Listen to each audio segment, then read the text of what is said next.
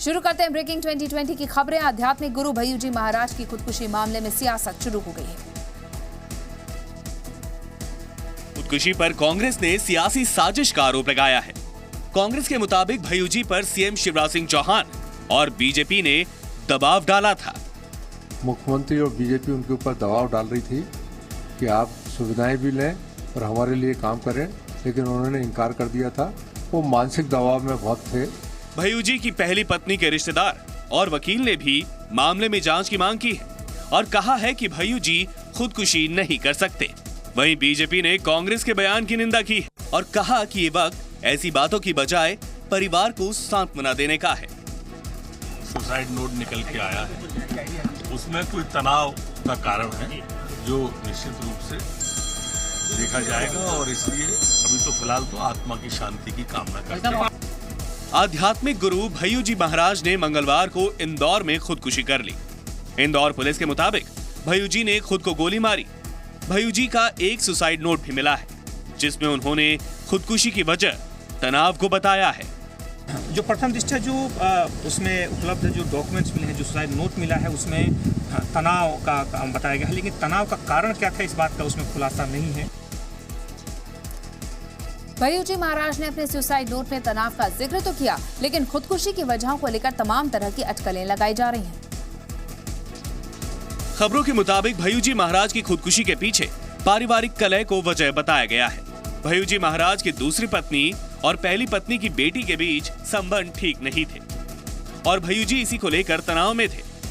जी news के पास 4 दिन पहले का वो वीडियो है जिसमें भय्यूजी अपनी दूसरी पत्नी के साथ दिखाई दे रहे हैं।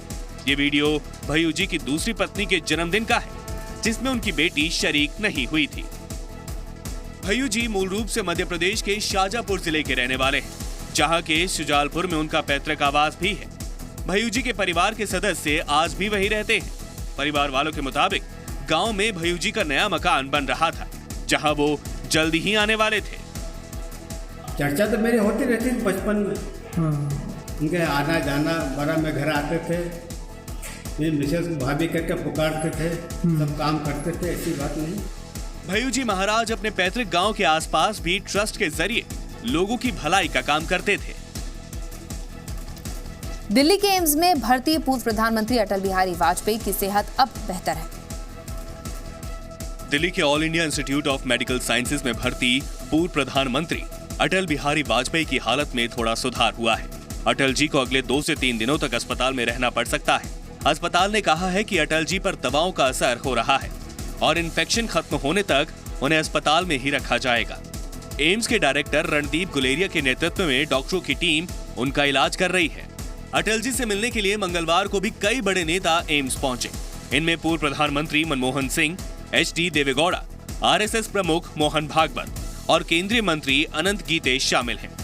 अटल जी की सेहत के लिए दुआओं का दौर भी जारी है। एम्स के बाहर बीजेपी कार्यकर्ताओं ने अटल जी के जल्द ठीक होने के लिए हवन किया। दिल्ली के अलावा भी कई शहरों में अटल जी के लिए प्रार्थनाएं हो रही हैं। सोमवार सुबह अटल जी को एम्स में भर्ती कराया गया था।